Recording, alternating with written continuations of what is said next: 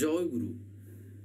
আমরা দেখবেন আচার্য পরম্পরার কথা বলি, অর্থাৎ শশী ঠাকুর যে আচার্য পরম্পরা রেখে গেছেন, কিন্তু তাকে মানা আর না মানা একটা এমন জিনিস, জীবনে তা ভালো মতন করে শিক্ষা দেয়, জীবনে ভালো মতন করে বুঝিয়ে দেয় যে মানলে কেমন ফল হয়, না মানলে আবার কেমন ফল হয়। আজকে আমরা এই না মানলে কেমন ফল হতে পারে তার একটা ঘটনা জানবো, একটা ঘটনা শুনবো। অনেকই তো ঘটনা ঘটে, তার ভিতর থেকে একটা। একবার পরম পূজ্যত অবিন্দা, তখন বলতে পারেন তার এখন যে বয়স, এখনকার কথা না, ঘটনাটা বেশ কয়েক বছর হয়ে গেছে। তখন পূজ্যত অবিন্দা সেই সময় তিনি একটা জায়গায় বসে আছেন, চারিদিকে প্রচুর মানুষ, অনেকেই সেখানে ছিলেন। এবারে সেই সময় একটি মা তার কাছে গেছিলেন তার জীবনে সমস্যার কথা নিবেদন করতে, তার জীবনের যে একটা অসুবিধা, তার জীবনে যে দুঃখ, সেই বিষয় নিয়ে তিনি নিবেদন করতে গেছেন। নিবেদন যেটা ছিল তা কি না, ছেলে তার কথা শোনে না, অর্থাৎ ছেলের মোটামুটি যেমন যে বয়স হয়েছে, যেমন যাইয়ে সেই অনুযায়ী তিনি বলছেন যে ছেলে আমার কথা একদমই শোনে না, ছেলে আমাকে মানে একেবারে, যেটা আমরা বলে থাকি না যে ও বাবা মার কথা শুনছে না, নিজের খেয়াল খুশির মতন চলছে, নিজের মতন করে করছে। তো সেই মুহূর্তে পূজ্যপাদ অবিন্দা সেই মাটির প্রত্যেকটা কথা শোনেন, প্রত্যেকটা কথা পূজ্যপাদ অবিন্দা সেই মাটির কাছ থেকে শোনেন যে তার ছেলে কি করে না করে। আর পূজ্যপাদ অবিন্দা এমনকি সবাই জিজ্ঞাসাও করেন। জিজ্ঞাসা করার পর পূজ্যপাদ অবিন্দা বলেন, একটা কথা বলবো, করতে পারবেন তো? তখন মাটি একটু বলতে পারেন হঠাৎ করে অবিন্দা যেমন বলেছেন, তিনি একটু ভাবছেন যে মানে এমন কি বলবেন অবিন্দা। তখন মাটি বলেন, আগে। এইবারে পূজ্যপাদ অবিন্দা বলেন কি না, ছেলেকে ঘর থেকে বের করে দিন।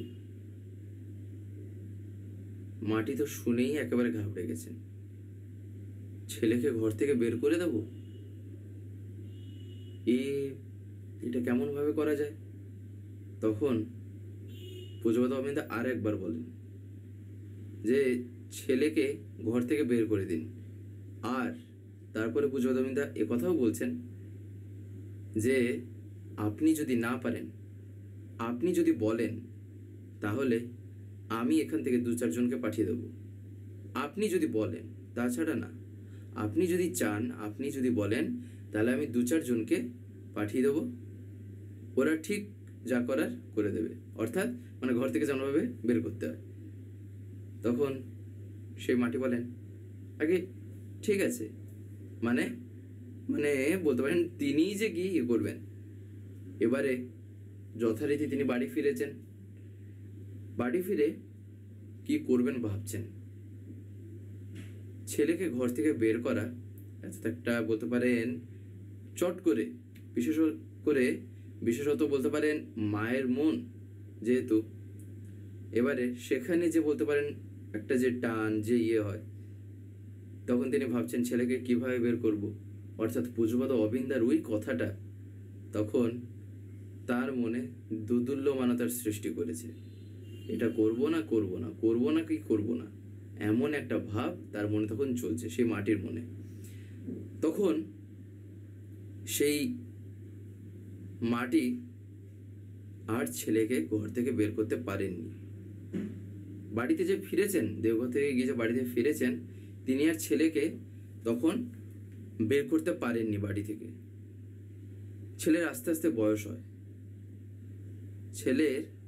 বয়স হয়, এইবারে ছেলের যখন নিজের যে বোধ, নিজের যে বিবেকটা আস্তে আস্তে তো ডেভেলপ হবে, সে যখন এবার আস্তে আস্তে আরো বড় হতে থাকে, একটা সময় এমন আসে যখন সে বুঝতে পারে যে এই জিনিসগুলো যে সে যে করেছে এগুলো যে ঠিক না, বা এগুলো করাটা ঠিক না জীবনের ক্ষেত্রে, তখন ছেলেটি তার মাকে বলছে, ছেলেটি তখন তার মাকে বলছে, মা তুমি আমায় সেদিন ঘর থেকে বের করোনি কেন?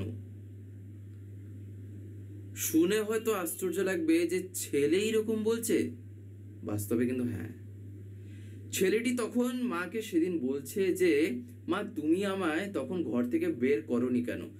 যদি ঘর থেকে বের করে দিতে তাহলে আমি সেই ভুলগুলি হয়তো করতাম না, তাহলে সেই যে কাজগুলি যেগুলো আমার করাগুলো ঠিক না, সেগুলো করাটা জীবনের ক্ষেত্রে তার জীবন বৃদ্ধির প্রদ নয়, সেগুলি আমি হয়তো করতাম না।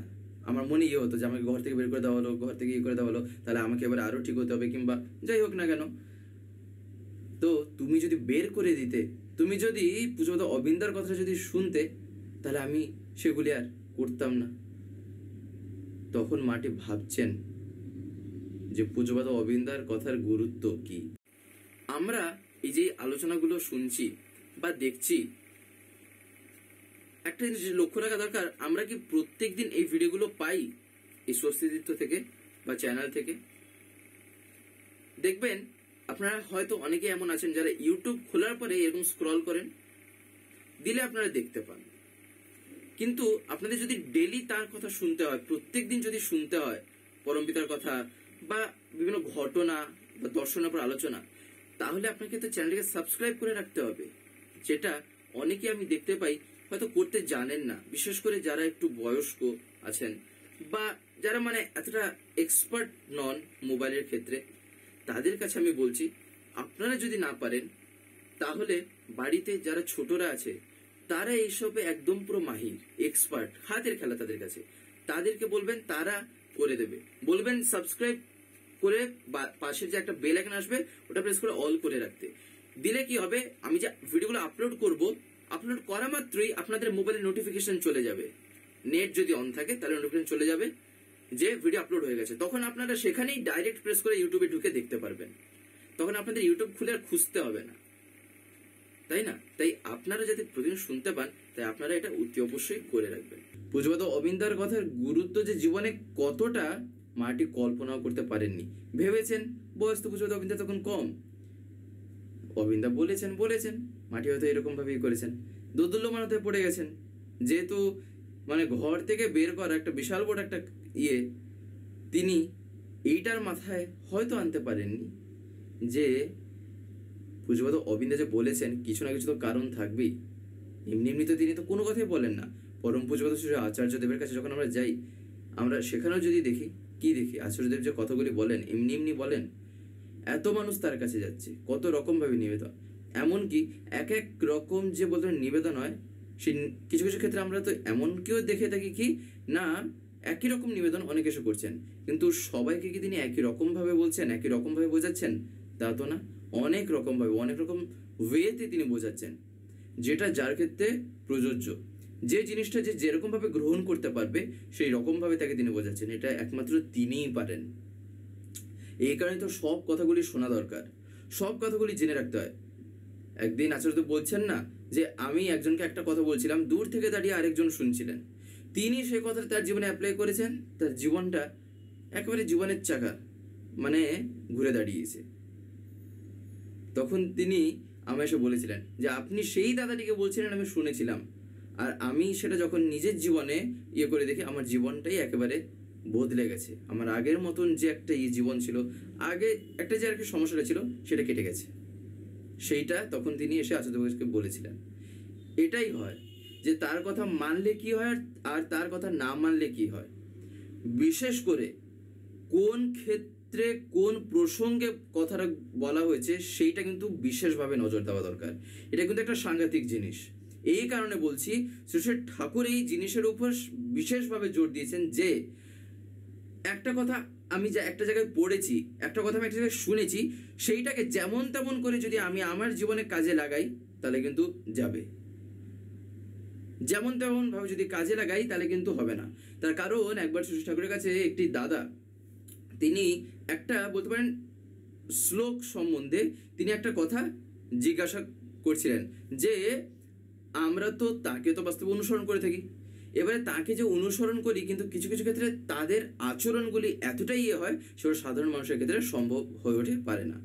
তাহলে এদিকে তাহলে কেন বলা হয় যে আমরা যে তাদেরকে যে অনুসরণ করব কিংবা তাকে যে অনুসরণ করার দরকার জীবনে, তাহলে কেন বলা হয়? তখন শশী ঠাকুর তাকে বলেছিলেন, আপনি কোন প্রসঙ্গে শুনেছেন আগে ওইটা আমায় বলেন, না হলে আমি কিন্তু বলতে পারবো না। তার কারণ আপনার মনে যে জিজ্ঞাসা জেগেছে, সেই জিজ্ঞাসাটা কোথা থেকে জেগেছে, কোন জায়গায় এটা ক্রিয়েট হয়েছে, সেইটাকে ধরা দরকার। তাই এই কারণেই আমি যে কথাগুলিও মেনে চলবো যেন এইটা লক্ষ্য রাখি যে এই কথাটা যে আমি মানছি, এই কথা যে আমি মানবো যাই হোক না কেন, এটা আমি কোথায় শুনেছিলাম, এটা কতটুকু আমার জীবনে কাজে দিতে পারে সেটা ভেবে চলা দরকার।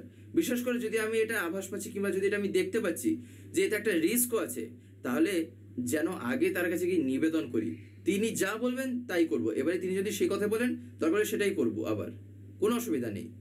কিন্তু আচার্যদেব একটা কথা বলেন, তা হচ্ছিল জীবনে কখনোই রিস্ক যেখানে আমি দেখতে পাচ্ছি একটা হয়তো ভয়ের জিনিস আছে, সেখানে যেন আমি পা বাড়ানোর আগে 10 বার ভেবে চিনতে, দরকার পড়লে ভালো মতন করে ব্যাপারটাকে বুঝে তারপর যেন পাটা বাড়াই, দেখে লক্ষ্য রেখে, যাতে আমি সেই ফাঁদে না পড়ে যাই। সেক্ষেত্রে বেরোনো না হলে আরও মুশকিল হয়। তাই খুবই সাবধানে এগোতে হয়, তাই না? তাই পুজোত অবিন্দার ওই যেই কথা, তখন মাটি ভাবছেন যে আমি সেদিন যদি পুজোত অবিন্দার সে কথাটা শুনতাম, তাহলে হয়তো ছেলেটি হয়তো এমনটা ভুল হয়তো করতো না, যেটার জন্য সে আজকে রিয়েলাইজ করছে, সে বুঝতে পারছে যে ওটা ভুল করেছে। আর যেখানে সে যে অনুতাপ করছে, একটা জিনিস কিন্তু ঠিক, যেটা ঠাকুর বলেছেন, ঠাকুরের কথা আর বেঠিক কখন হয়, তাই না? ঠাকুর কি বলছেন সত্যনারায়ণে? না, অনুতাপ করো বলেছেন না? তাহলে ছেলেটি কিন্তু বাস্তবে অনুতাপ করেছে যে তার ভুল হয়েছে, সেক্ষেত্রে সে কিন্তু ক্ষমা পাই, অনেকটা ক্ষমারই হয়, তার কারণ সে অনুতাপ করেছে। কিন্তু ঠাকুর সেখানে একটা জায়গায় কি বলে দিয়েছেন, তা হচ্ছে অনুতাপ করো কিন্তু নজর রেখো যেন পুনরায় অনুতপ্ত হতে না হয়। অর্থাৎ অনুতাপ যেন একবার করার পর আবার 1000বার যেন সেই ভুলটাকে আমি না করে বসি। একটা জিনিসের ইয়েতে আমি অনুতাপ করলাম, আবার ভুল করে আবার অনুতাপ করছি, আবার ভুল করে আবার অনুতাপ করছি, বারবার করে লাভটা কি? একবার যখন বুঝলাম ঝম করে একেবারে ছেড়ে দেবো, একদম ছেড়ে দেবো। মনে এমনটা আনা দরকার তার প্রতি। ঠাকুর বলছেন ভালোবাসা এমন এমন জিনিস সম্ভব হয় কেউ কল্পনাও করতে পারবে না, আনপ্রেডিক্টেবল সেসব জিনিস। ভালোবাসা একটা এমন অস্ত্র, তার কারণ লোকে তো এমনি এমনি বলে না আমি তাকে ভালোবাসছি, আমি তার জন্য জীবন পর্যন্ত ইয়ে করে দিতে পারি, বলে কেন? ঠাকুর সেই কারণেই বলছেন যে ভালোবাসায় অসম্ভব সম্ভব হয়, আমি তার জন্য, তার খুশির জন্য আমি সব কিছু এগুলো ইয়ে করে দিতে পারি, কে আমায় আটকে রাখবে, তাই না? তো যাই হোক, আজকের এই ভিডিওটা এবারে আমি এখানে শেষ করবো। শেষ করার আপনাদের কাছে একটি কথা বলবো, যদি আজকের এই ভিডিওটা আপনাদের ভালো লেগে থাকে তাহলে একটি লাইক করে দেবেন, সবার ভিতরে শেয়ার করে দেবেন, কেমন লাগলো নিচে একটি কমেন্টে লিখে জানাবেন। আর যদি চ্যানেলটিকে এখনো সাবস্ক্রাইব করে না থাকেন তাহলে অতি অবশ্যই চ্যানেলটিকে সাবস্ক্রাইব করে পাশে বেল আইকন প্রেস করে অল করে রাখতে একেবারেই ভুলবেন না, আরও এরকম বিভিন্ন নতুন এবং ইন্টারেস্টিং ভিডিও সবার আগে পাওয়ার জন্য। জয় গুরু, বন্দে পুরুষোত্তম।